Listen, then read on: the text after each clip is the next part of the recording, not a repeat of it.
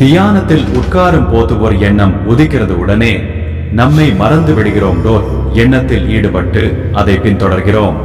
கவனம் சிதறி போதலை வெல்ல வேண்டும் என்கிறது தந்திரா. என்ன செய்ய வேண்டும்? எண்ணம் உதிக்கும் போது அதை விட்டு விலகி சாட்சி மாத்திரமாய் நின்று கவனிக்க வேண்டும். அது வந்து போதலை விலகி நின்று கவனியுங்கள். அதோடு சேர்ந்து விடாதீர்கள். அது ஒரு மோசமான எண்ணமாகவும் இருக்கலாம். ஆனால் அது மோசமான எண்ணம் என்று ஒதுக்கி வீச வேண்டாம். அதை பற்றி எண்ண ஆரம்பித்தால் அதோடு ஒட்டிக்கொள்வோம். கவனம் சிதறி போகும். அந்த எண்ணம் இன்னொரு எண்ணத்திற்கு அழைத்து செல்லும். ஒரு நல்ல எண்ணம் உதிக்கும். கருணை மிக்க அந்த எண்ணத்தை பற்றி வியப்பு உண்டாகும். நல்லதோ கெட்டதோ எண்ணத்தோடு சேராமல் சாட்சியாக பார்த்து கொண்டிருங்கள். ஆனால் தொடக்கத்தில் பலமுறை கவனம் சிதறலாம். பரவாயில்லை, அதை பற்றி கவலைப்பட வேண்டாம். கவலைப்பட்டால் அதுவே ஒரு பெரிய தடையாகிவிடும். கவனம் சிதறும் போது என் கவனம் சிதறிவிட்டது என்று நினைவு மட்டும் இருக்கட்டும். மனம் நோக வேண்டாம். இது மோசமான எண்ணம், என் கவனம் சிதறிவிட்டது என்று நினைத்தால் நாமே இரட்டையை உருவாக்கி விடுகிறோம். நல்லது கெட்டது சரி, ஒப்புக்கொள்ளுங்கள். மறுபடியும் திரும்பி வாருங்கள். கவனம் சிதறுவதால் கூட முரண்பாடு உருவாகாது. கவனக்குறைவா அந்த எண்ணம் ஏற்பட்டதும் திரும்பி வாருங்கள். முரண்பாட்டை உருவாக்காதீர்கள். இது நல்லது, அது கெட்டது என்று கூறாதீர்கள். வருந்தவும் வேண்டாம். அதையும் மகிழ்ச்சியோடு அனுபவியுங்கள். அவ்வளவே. கவனக்குறைவை அனுபவிக்க ஆரம்பித்ததுமே அது படிப்படியாக குறைந்துவிடும். பிறகுதான் கவனச்சிதறலே ஏற்படாது. ஆனால் இது வெற்றியன்று. கவனச்சிதறலை நாம் மனதின் ஆழ்மனதில் தள்ளவில்லை. அதையும் அனுமதிக்கிறோம். அதுவும் நல்லதே. எல்லாமே நல்லது, புனிதமானது என்பதே தந்திரா கோட்பாடு. இதையே அகத்தியர் தன் பாடலில் கீழ்கண்டவாறு விளக்குகிறார். எண்ணங்களற்ற நிலையை நோக்கி செல்வதே ஒரு தனி மனிதனுக்கு மிகப்பெரிய சாதனைதான். அந்த நிலைக்கு சென்ற பிறகு அடுத்த நிலை என்ன என்பதை இறைவனே உணர்த்துவார். எனவே எண்ணங்களற்ற நிலை என்பது மிக மிக உயர்ந்த உன்னத நிலையாகும். அதுதான் மனிதனுக்கு அமைதியை தருகின்ற, மெய்யான சுகத்தை தருகின்ற ஒரு நிலையாகும். மனதை உள்நோக்கி ஒவ்வொரு மனிதனும் சிந்தித்து பார்த்தால் அந்த மனதிலே என்ன இருக்கிறது? முழுக்க முழுக்க லோகாயுதம் மட்டும்தான் இருக்கும்.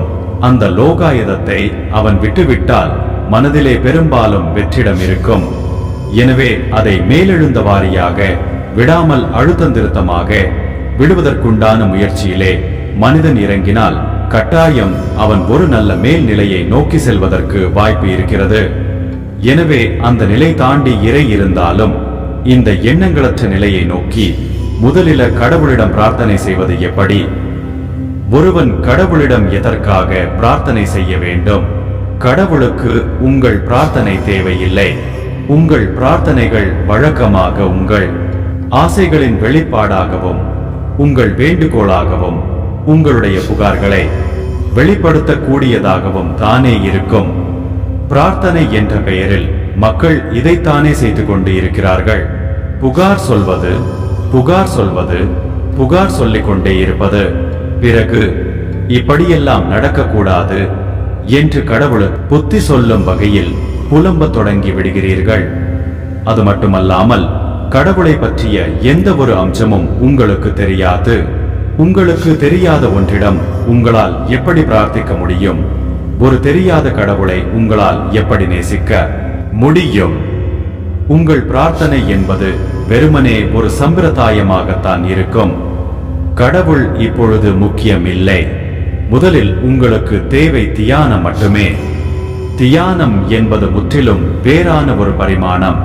கடவுளுக்கும் அதற்கும் எந்தவித தொடர்பும் இல்லை. அது முழுக்க முழுக்க உங்களை சார்ந்தது, உங்கள் மனதை சார்ந்தது. அது உங்களுள் ஒரு அமைதியை உருவாக்கும், ஒரு மிக ஆழமான நிசப்தத்தை உருவாக்கும். அந்த ஆழமான நிசப்தத்தில் கடவுளின் இருப்பை நீங்கள் உணரத் தொடங்குவீர்கள். அப்பொழுதுதான் கடவுள் என்றால் என்னவென்று உங்களுக்கு தெரிய வரும். அதுவரை உங்களுக்கு தெரிந்ததெல்லாம் கற்பனை கடவுள்கள்தான். உண்மையான தியானத்தின் விளைவுதான் பிரார்த்தனை. தியானிப்பவர் மட்டுமே பிரார்த்தனை செய்ய முடியும். ஏனென்றால் அவர் அறிகிறார், ஏனென்றால் அவர் உணர்கிறார். காரணம், இப்போது கடவுளின் இருப்பு என்பது வெறும் பேச்சில் மட்டும் இருப்பது அல்ல, அனுபவபூர்வமானது. தியானத்திற்கு பிறகு பிரார்த்தனை வரட்டும். நீங்கள் தியானியுங்கள். தியானம் என்பது உங்கள் இதயத்தை தயார்படுத்தும். அது உங்களை சுத்தப்படுத்தும்.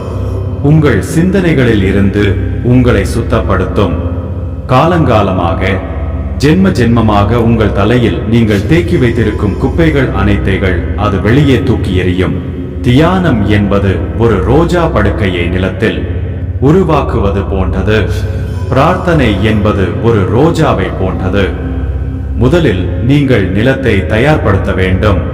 களை எடுத்து நிலத்தை சுத்தப்படுத்த வேண்டும். அங்குள்ள கற்களை எல்லாம் அப்புறப்படுத்த வேண்டும். நிலத்தை செம்மையாக்கும் வேலையை தியானம் செய்கிறது. முதலில் நிலத்தை தயார்படுத்துங்கள். அதன் பிறகு பிரார்த்தனை என்பது தானாகவே அதன் போக்கில் நடைபெறும். பிரார்த்தனை என்பது உங்களால் செய்ய முடியாத ஒரு விஷயம். ஆனால் தியானம் என்பது உங்களால் செய்ய முடிந்த விஷயம். ஏனென்றால் அது உங்கள் மனதை பொறுத்தது. அதனை கொண்டு நீங்கள் ஏதேனும் செய்ய முடியும். பிரார்த்தனை என்பது கடவுளோடு சம்பந்தப்பட்டது. ஆனால் கடவுள் எங்கோ தள்ளி இருக்கிறார். அவர் எங்கிருக்கிறார் என்பது ஒருவருக்கும் தெரியாது. அவருடைய விலாசம் என்ன? அவருடைய பெயர் என்ன? இந்த பிரார்த்தனைகளை எங்கு அனுப்ப வேண்டும்? எனவே ஒன்றும் தெரியாமலேயே நீங்கள் வெற்று ஆகாயத்தை நோக்கி பிரார்த்தித்துக் கொண்டே இருக்கிறீர்கள். இறுதியில் அவை அனைத்தும் பயனற்றது என்பதை உணர்கிறீர்கள். முதலில் தியானத்தில் நீங்கள் உங்களை தயார்படுத்திக் கொள்ளுங்கள். தியானம் என்றால் ஒரு சிந்தனையற்ற நிசப்தம், ஒரு சிந்தனையற்ற விழிப்புணர்வு, அமைதி. அந்த அமைதி அங்கு இருக்கும் போது ஒரு நாள் பிரார்த்தனை வெடிக்கிறது. உங்கள் இருத்தலில் ஒரு மொட்டு வெளிப்படுவதை நீங்கள் பார்க்கிறீர்கள். உங்களுடைய இதயம் ஒரு பூவாக மலர்கிறது. அங்கே மிகுந்த நறுமணம் வீசுகிறது. அந்த நறுமணம் தான் பிரார்த்தனை. நீங்கள் பாருங்கள், இப்போது கடவுள் தள்ளி இருக்கவில்லை, அவர் நெருக்கமாக இருக்கிறார்.